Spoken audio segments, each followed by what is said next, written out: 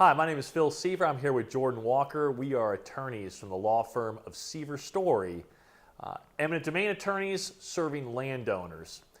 Today we're here to talk about Georgia, what's happening in Georgia, what projects are going on in Georgia, some things that landowners should be aware of in Georgia in terms of their rights and things they're entitled to. So I'll start with Jordan. Jordan, could you tell us what's happening in Jordan? What's happening in Jordan? What's happening in Georgia? What are you tracking there? What projects do you see? What's happening there for landowners to be aware of? Sure. Well, the interesting thing about Georgia is that there's a lot of money. There's a lot of money for transportation budgets, which is unique right now as we're observing across the landscape. Not a lot of states have a ton of money for transportation projects. Georgia is the exception. There is a ton of work going into Georgia, and that's because of a gas tax that was passed several years ago. The money from that tax is starting to roll in, and as a consequence, the state is looking towards a lot of different areas to invest in some infrastructure projects. Ones off the top of my head that I can think of, you have the State Road 20 project, which is in far north suburban Atlanta, and that extends from Canton, Georgia to Cumming, Georgia. It's a widening project on State Road 20.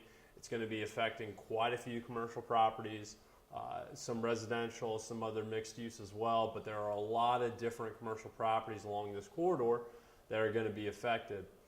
There's a State Road 9 project, which is going to be in Fulton County and Forsyth County. That's another project that's going to, again, northern suburban Atlanta. It's going to be affecting a lot of high value areas, a lot of commercial properties that already existed along this corridor. Again, another widening project that's going to affect these already established commercial locations. So, and it's not just Atlanta, I should say. There are other projects going on throughout the state. I know of a project in LaGrange, Georgia that we're looking at, that we're eyeing. That's going to be affecting quite a few properties, a lot of right-of-way dollars that are assigned to that.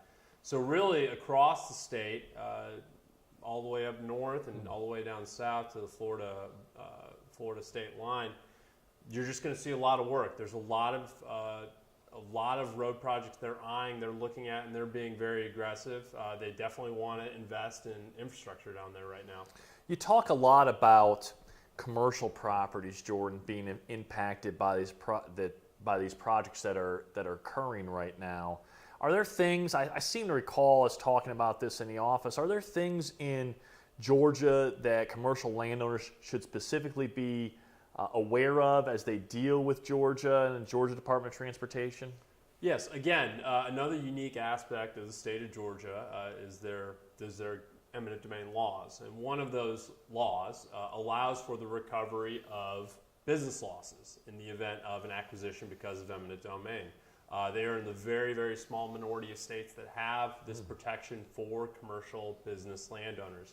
And what it means basically is that as a consequence of the acquisition, be it partial or total, a business owner is entitled to lost revenue because of the project. So if a partial acquisition shuts down one of your access points, if a partial acquisition has a temporary workspace out front that makes it difficult for landowners or for potential customers to get into the business, if the acquisition forces a decrease in rent that the tenant has to pay to the landowner, or ultimately if the acquisition either in sum or partially results in a total acquisition of the property and also a total acquisition of the business itself, then the landowner can, if they make an effective argument, recover the entire value of their business because of the acquisition. So you're saying there are two components then in commercial cases. There is the value of the land, whatever that's going to be at the end of the day, and then there's the value of the business or the impacts of the business or possibly the total loss, value of the total loss of the business. Well, actually there's three aspects. There's the value of the acquisition itself, that's the land value in the area of the taking. There is the business loss component, which we touched on. And then there's obviously also the effect on the value of the property itself. So let's say the partial acquisition of a commercial property results in the loss of access. So let's say before it had 2 points of access and afterwards it only has 1 point of access. Well, obviously there's the business loss aspect that comes into play, the loss of revenue. There is the value of the property itself. How is the taking valued on a price per square foot or price per acre? And then there's the remainder. Let's say it's a 5-acre parcel, loses an acre, and part of that acre is an access point. What is the 4 acres worth in the after? So there's also that to consider as well. So there's really 3 aspects. Tell me about the tenants. In a lot of situations, I'm thinking specifically, we've represented some land where tenants, where landowners have had a tenant like Starbucks or a tenant like McDonald's on the property, and those are owned by either a corporate entity or they're owned by some other entity in some other state, and they just pay rent to the landowner. Is GDOT or Georgia DOT going to go to that tenant and talk to them about business losses? Are they going, for that matter, are they going to talk to you about business losses, like for your loss of business, your business losses, not just the tenants? And how does that work in Georgia? You're not going to hear from, if you're a tenant, I'd be surprised if you hear from the Department of Transportation at all. I believe it's basically standard operating procedure for them to just ignore the tenant altogether. One thing that we've seen, not only in Georgia, but really anywhere, is that these departments of transportation, they're not going to do you any favors. They're not going to make you aware of business losses. They're not going to bring attention to all of the protections that exist in the law for eminent domain in any state. So it's all about self-help. Whether you're a tenant or a landowner, you need to help yourself. You need to raise your voice and assert your interest in the property to get paid properly. With a tenant specifically, they are very often not included either in the discussions, and sometimes if it reaches litigation, they're not even included as a necessary party on the lawsuit, even though they obviously do have an interest in the property that requires compensation. So for a tenant, for a Starbucks, the landowner is obviously going to be contacted, but the tenant needs to also assert their interest. They need to say, hey, listen, we are going to lose money. Customers are not going to pull into our driveway. They're not going to be able to park if they lose parking spaces. If there's internal issues, even navigating the property afterwards, they're going to lose customers there as well. That loss of business needs to be addressed, and it's something that we obviously do, but it's something that a tenant needs to sometimes do on their own and recognize their interest. So Georgia DOT's not going to tell the tenant. It really kind of falls to the landowner who's contacted, or if that tenant sees this video, or if they find out about that business loss element some other way, that they're going to figure this out. I was kind of thinking while you were talking, Jordan, so potentially where we have a piece of land where there's a partial taking, you could have, and there's rent being paid to that partial that landowner, you could have the actual taking itself that needs to be compensated, residue damage to the land that needs to be compensated, a business loss if the rent goes down because of changes to the land that needs to be compensated to the landowner. And then the tenant could have their own business loss claim. So there's a lot of pieces there, as I kind of see it, for compensation that might be missed by Georgia. Absolutely. And again, these are all things that they're not going to show you. If you are a landowner who is subject to eminent domain in Georgia, what you're going to get, all you're going to get, is a single piece of paper that says, here's what we're giving you. It's not going to assign value to damages. It's not going to assign value to even property value. It's not going to assign value to remainder damage or really anything. There's going to be no itemization in this. It's just going to be an offer. And they're going to say, take it or leave it. Here's what we're providing in compensation. If this is suitable to you, take it. If not, we'll sue you. And it's up to you to learn exactly what you're entitled to. And it's an unfortunate reality that they do far too often. And one other point that we haven't even really touched on in the situation where a total acquisition occurs is that there needs to be relocation dollars as well. So if they're taking an entire business or taking an entire structure or residence, what have you, and you need to relocate your business, you're entitled to that too. The moving expenses are also a portion that need to be considered as well. So especially in Georgia, again, it's a unique situation where there are so many aspects of compensation that need to be addressed and far too often are not addressed by the DOT or other condemners that you need to educate yourself on. or enlist services of an attorney that recognizes these aspects and addresses them accordingly. And that's a good segue into how does our firm fit into this equation, Jordan? What do we do for the landowner? How can we help the landowner? How does our firm work at the end of the day? We're value added. So we recognize that this is a situation that a landowner is not asked for, but it is a situation that does need assistance. So our firm operates on a contingency fee basis, meaning our fee is contingent on us getting you more money than what you originally offered. They come through and make you a $100,000 offer, and it doesn't include business losses, it doesn't include potentially relocation, it doesn't include loss of value to the remainder, and it also doesn't include business loss to the tenant, then we'll recognize that as a bad offer. And then if we add money to the case, in this situation, it was a $100,000 offer, we add $300,000 to the case, we would take a portion of the money that we added to the case. We don't take any portion of what's already been offered, and then in the rare, non-existent event where we don't add any money, then our fee is nothing.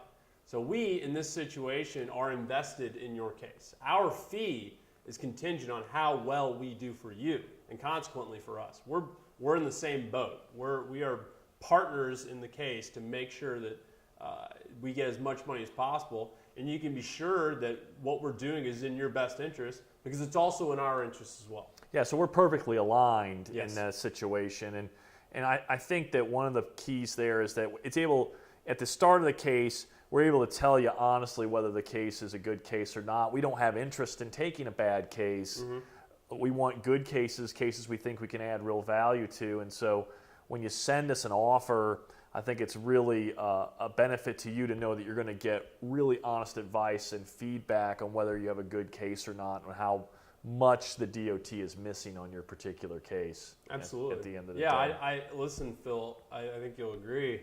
We don't take cases for fun.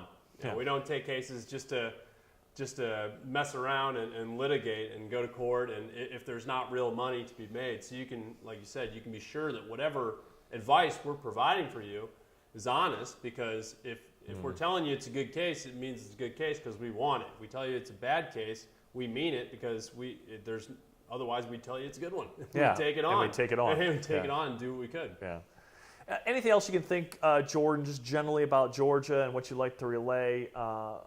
Any other pieces of advice or nuggets you want to pass on to the citizens there? Well, what I'll say is that we see this a lot, and this isn't particularly unique to Georgia, but it is something we run into quite a bit with landowners in these situations. We understand that this is your land. This is your land, and you've had it for a number of years. You've cultivated it. You've built this business. You've potentially leased it out to another business, and that becomes its own business. And this is something that obviously you've been able to handle yourself for a while, and you've been able to take care of it, and it's your baby, quote unquote. And now the state's coming in and they want to destroy it, and they want to split it in half, or they want to destroy your access or what have you, and they want to destroy your business. It's, I think, for a lot of folks, first nature to say, well, no, I'm going to protect my land. I'm going to protect what I own and what I've been able to accrue over the years. And that's where people get in trouble. That's where folks enlist self-help, and they try to take on the big bad DOT by themselves because they think they can, because they've been able to fend off everything else. Well, those are the situations where landowners fail, where landowners lose their property, they lose their business, they lose whatever they've had in it, and they're left with either something they don't want or something that's not profitable, and basically end up with nothing, all because they thought they could do it themselves. And we understand that, obviously, but again, now is not the time to be prideful in this situation. Now is the time to enlist folks that are seasoned veterans in eminent domain, that understand the nuances of the law, of how to deal with the Georgia Department of Transportation, how to build evidence, how to handle a case. These are all things that landowners can't competently do and require assistance. So while we understand the pride that exists with the landowner, now is time to set that pride aside, at least for a little bit, and let folks that truly know what they're doing and have done it before do what they do. And I'd echo that a little bit because one of the other problems I see is I see sometimes attorneys that don't have any experience in eminent domain handling eminent domain cases. And although there are very good attorneys in Georgia, and there are actually some eminent domain attorneys in Georgia, you just want to be careful in terms of who you hire and what their experience level is all about, because you want somebody that's done it before. There's a lot of art and nuance to eminent domain, and understanding these rules and understanding how a client gets paid, experience is going to matter. And I believe that in every type of law. Our firm wouldn't take a medical malpractice case because we don't do that. We do eminent domain cases, so that's what we do. And on that note, folks, I really appreciate your time. If you want to reach out to our firm or you want to reach out to Jordan, please feel free to give us a call. The number is 888-318-3761. You can reach Jordan directly on his email at jordan@landownerattorneys.com. And our website is landownerattorneys.com. We've got a bunch of great websites up there, and we track a bunch of projects in Georgia. And you can go there for some additional resources as a landowner. But folks, thanks a ton again for your time. Have a great day, and we'll hopefully talk to you soon.